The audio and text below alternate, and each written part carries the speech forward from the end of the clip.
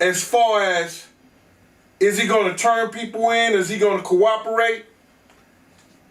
If the federal government wants him to cooperate and they're going to cut his time, because right now he's looking at 15 to life. With all the charges he had to, he won't get out till 70 years old. He about 70. That's when they start talking about letting him come to a halfway house. Dan Deal didn't soften his words when revisiting his past with Sean Diddy Combs. With the voice of someone who has lived too close to the edge, he alleged that the music mogul once tried to erase him, not with lawyers or legal filings, but with men who operated far from the courtroom. According to Deal, Diddy marked him for elimination, opting for street justice instead of legitimate channels. The claim is jarring because it wasn't coming from some nameless rival or anonymous critic. It was a man who once stood inside the circle of trust. When someone who carried a mogul's secret says he was nearly silenced, the narrative stops being mere entertainment gossip and begins to resemble a dark crime script. He has to take responsibility for what he did as an individual. Sean is the one who pulled that gun out. Sean is the one who shot. So he has to take responsibility for that. Except the roles are being played out by real people. The picture it paints is almost cinematic. The public-facing Diddy in sharp suits, sipping top-shelf liquor, smiling for cameras and industry awards. And behind the curtain, hushed late-night calls, whispered meetings, and street figures allegedly dispatched with orders too dangerous to say aloud. Deal claims he survived what was meant to close in on him. And years later, he now recounts it for millions online, speaking like a man who knows his words might put him back in the crosshairs that IT forces a chilling question. How do you shut down someone who once lived at the heart of your empire and is now pulling back the curtain? If Deal's claims carry... Trying to find her, and her attorney has said that she may not be willing to come and testify anyway, so... be interesting. Okay, we're moving on. Truth. His ordeal wouldn't be an isolated incident. It could fit into a troubling pattern. Around Diddy, shadows seem to have a way of swallowing those who were on the verge of telling too much. Take the recent legal firestorm involving a woman prosecutors identified as Victim 3. She had agreed to testify and was expected to deliver raw, personal revelations about her treatment under the mogul's watch. But just as jury selection ended and the trial was ready to begin, she disappeared. Not a late arrival, not a sudden medical emergency, simply gone. In court, federal prosecutors admitted they couldn't locate her, and her lawyer had gone silent too. The timing was disastrous for them and strangely fortuitous for him. What makes it even more haunting is that only a week earlier, this same woman had reportedly been so determined that she was prepared to testify under her real name, abandoning anonymity altogether. And then, silence.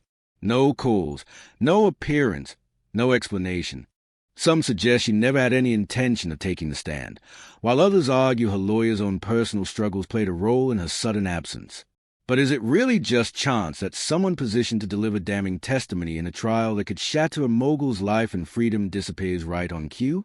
Whispers in blogs and backroom conversations. The question is he a criminal? Is he basically akin to a mob boss running several criminal enterprises?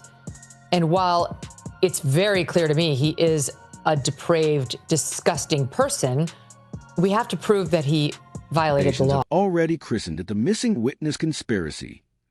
Once that phrase surfaces, it refuses a fade. Because if a key witness can evaporate before a jury even hears her words, what does that say about the amount of influence one man may hold over the very justice system designed to hold him accountable? Prosecutors themselves hinted at these fears even before the trial began, openly suggesting witness interference. They pointed to Diddy's jail haze calls, where he allegedly slipped unauthorized names into conversations. Well, the things that I experienced with him were monster-like. That stuff almost destroyed my life. Manipulating narratives from behind bars. Those allegations cast a far darker shadow over Victim 3's disappearance. Was her silence the result of cold feet, as some reports argue? Or did the weight of pressure, threats, or quiet persuasion finally push her out of the spotlight? Whichever answer proves true, her absence tore a critical gap in the prosecution's case. And when we step back, that gap doesn't stand alone. Dan Deal's claim of street muscle sent after him, missing testimonies, lawyers chasing answers that never arrive, each thread starts weaving into a broader picture of intimidation and erasure. In that portrait, Diddy isn't a celebrated icon of hip-hop and luxury branding. He becomes a figure I orchestrating. thought he was this clean businessman who rise to the top because he was such a powerful and smart, educated man. I had no idea that he had this other side to him. And when I started to get exposed to his lifestyle, I started to really realize, like, this guy has an addiction. It's not just, once every few weeks, it's every day, every hour. Campaigns of silence. Critics compare his alleged tactics to old-world power brokers who maintained empires through a mix of loyalty, payoffs, and fear. Even prosecutors have drawn lines to names like Jeffrey Epstein and R. Kelly, warning that if the charges hold, the scope could stretch across multiple victims in multiple states and possibly lock him away for the rest of his life. But before the courts decide, we're staring at a troubling rhythm where voices vanish and evidence dissolves. That's the point where industry chatter begins to shift into menace. Alongside the courtroom battles runs a persistent rumor, a whisper about a so-called SEAL team, a shadow crew set to clean up his messes. Insiders claim it wasn't just about paying people off.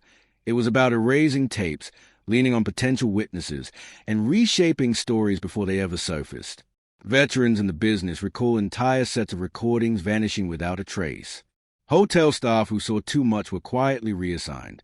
And journalists who pressed too hard on sensitive questions reportedly found doors closing around them.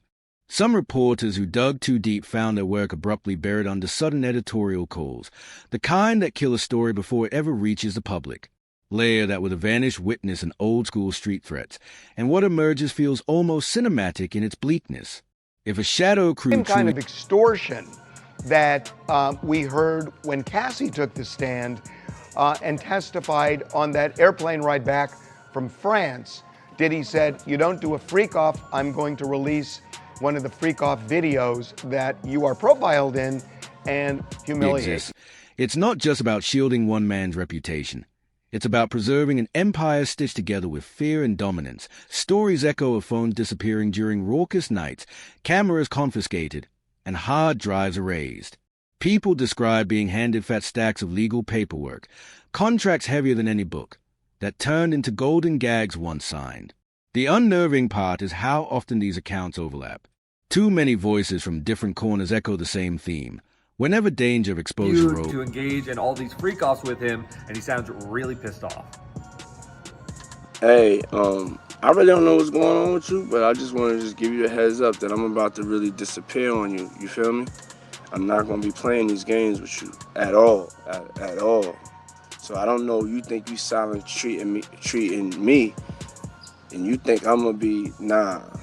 You'll have a rude awakening. Unseen forces swooped in, silencing it before it could breathe daylight. Gene Deal has hinted at this very pattern, describing it like a covert unit operating with the efficiency of a military force, quiet, ruthless, and careful to leave behind only whispers. That leaves us with a pressing question. How far would a man go to bury his secrets and protect his dominion? Each allegation, each disappearance, each rumor of a clean-up crew tightens the same conclusion. The truth may be more dangerous than anyone dares to admit. If Deal narrowly avoided one alleged attempt on his life, if Victim 3 evaporated on the eve of testimony, and if for decades a clandestine team has been wiping trails clean, then this isn't a scattered scandal. It looks like a structure, and then there are part of the indictment, that's somewhat like a blackmail. He was blackmailing people to be in the freak-offs. So that's federal. That could be that's a federal charge. He can't blackmail people to say, yo, listen here, you did it once and you're gonna do it again. That ain't gonna make it with the government or nobody. The velvet-wrapped weapons in Diddy's supposed arsenal. In Hollywood and politics, powerful names have wielded such contracts as shields. But in this story, the whispers cast him as something far darker. Former adult performer Jonathan Audi claimed he lived under the mogul's grip, describing himself as bound, a slave to Diddy's desires, trapped within his orbit. He said he signed a non-disclosure agreement worth $5 million, not as routine paperwork, but as a chokehold designed to strangle the truth. According to him, Diddy's greatest fear was exposure, and the cash was offered not as a settlement, but as silence. That very contract, allegedly bearing Diddy's once worked together a long time ago. They're not friends now. They don't like each other. And yeah, 50 has taken every shot, especially when Diddy has been down. Surfaced in the media, and Audi's ex-wife backed its existence. If one deal like that was real, How many more have slid across polished tables in closed rooms, pressed into reluctant hands? Consider it $5 million to erase a story, not to right a wrong, not to resolve a lawsuit, simply to extinguish a voice. Which leads us to the harshest question: how many voices have been bought out of existence? If Audi's claims hold weight, then this isn't an anomaly. It's part of a larger design, a system where the real currency to me as Wild King nights. And what a Wild King night was when him and a guest would go to a hotel room or be at his home, his bedroom, and they would have intimate gatherings. I would have to go and prep that hotel room, which consisted of baby oil, The empire is not just music or influence, but control, and every page signed in silence becomes another stone in the fortress built to keep its ruler untouchable. The kind of truce that could shatter him completely. We've already seen how quickly silence settles over witnesses. Add in contracts sealed with staggering payouts, and suddenly the empire doesn't just lean on loyalty. It enforces submission with a mix of fear and fortune. What makes these non-disclosure agreements so unsettling isn't just the sums attached. It's the shadows they are said to conceal. Buried beneath the polished language of legal clauses are allegations of coercion, debauchery, and events that veered into the grotesque. Insiders whisper that these documents weren't rare exceptions but routine weapons. A quiet signature here, a discreet envelope there, each one sealing lips before stories could ever surface. And if $5 million is a price tag for one man's silence, how many others were muzzled with smaller sums, never reported, never remembered? How many truths never even brushed the edges of daylight? And then there's the vault, the most chilling rumor orbiting the mogul's unraveling. When Are you surprised by the evidence that's already coming out in the criminal trial? No, I'm not surprised. I experienced some of those things. Witness agents violence. stormed his estates. They didn't just seize laptops and drives. Reports say they uncovered footage, hours upon hours of it. Recordings allegedly captured the infamous freak-offs, drug-soaked marathons where, according to accusations,